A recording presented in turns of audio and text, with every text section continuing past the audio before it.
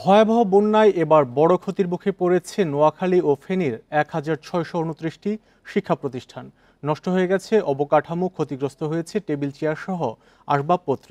এ অবস্থায় স্কুল ফেরা নিয়ে অনিশ্চয়তায় কোমলমতি শিশুরা। তবে কর্মকর্তারা জানিয়েছেন, পানি নেমে গেলেই স্কুলগুলোকে পাঠদানের উপযোগী করতে ব্যবস্থা নেওয়া হবে। এ নিয়ে আরও জানাতে নোয়াখালী থেকে যুক্ত হচ্ছেন সহকর্মী আবু নাসের। আবু নাসের, বন্যায় অনেক শিক্ষা প্রতিষ্ঠান ক্ষতিগ্রস্ত হয়েছে, সেগুলো মেরামতে উদ্যোগ গ্রহণ করা হয়েছে কিনা, এখন পর্যন্ত কোনো শিক্ষা প্রতিষ্ঠান পাঠদানের উপযোগী করা হয়েছে কিনা?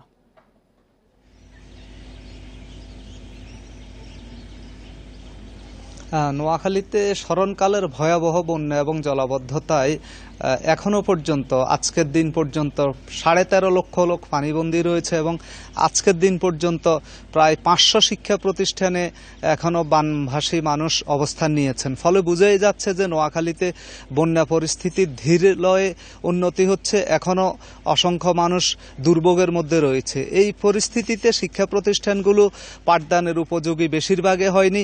জেলা মাধ্যমিক শিক্ষা অফিসার তো জানিয়েছেন যে 90 ভাগ শিক্ষা প্রতিষ্ঠান ক্ষতিগ্রস্ত হয়েছে, এর মধ্যে বেশিরভাগ শিক্ষা প্রতিষ্ঠানে এখনো পাঠদান শুরু করা যায়নি। প্রাথমিক, উচ্চ মাধ্যমিক, মাধ্যমিক পর্যায়ে সব ধরনের শিক্ষা প্রতিষ্ঠান, বিশেষ করে স্কুল, কলেজ, মাদ্রাসা সবগুলোতেই যেই ক্ষয়ক্ষতি হয়েছে এটি নিরূপণ করে ঊর্ধ্বতন কর্তৃপক্ষকে জানানো হয়েছে বলে সংশ্লিষ্ট শিক্ষা কর্মকর্তারা জানিয়েছেন। সেখান থেকে উপর থেকে বরাদ্দ পেলে পরে এসব শিক্ষা প্রতিষ্ঠানের মেরামত কাজ করা হবে এবং এরপরেই আসলে এই শিক্ষা প্রতিষ্ঠানগুলোকে পাঠদানের উপযোগী করে তোলা যাবে বলে সংশ্লিষ্ট শিক্ষা কর্মকর্তাগণ জানিয়েছেন। এখনো পর্যন্ত যেহেতু অসংখ্য শিক্ষা প্রতিষ্ঠান এর মধ্যে পানি জমে আছে, নিচতলা একেবারে পানিতে টইটম্বুর হয়ে আছে। অনেক শিক্ষা প্রতিষ্ঠানে আমাদের প্রতিবেদনে যেমনটি দেখানো হয়েছে যে এখনো নৌকায় করে যেতে হয়, শিক্ষা প্রতিষ্ঠানের মাঠে নৌকা চলে, পাশের পিচডালা সড়কে নৌকা চলে। সুতরাং এখনো অনেক অসংখ্য শিক্ষা প্রতিষ্ঠানে যেহেতু মানুষ অবস্থান করছে, সব মিলিয়ে এই প্রতিষ্ঠানগুলো কবে নাগাদ পাঠদানের উপযোগী হয়ে উঠবে তা নিয়ে এক ধরনের অনিশ্চয়তা রয়েছে।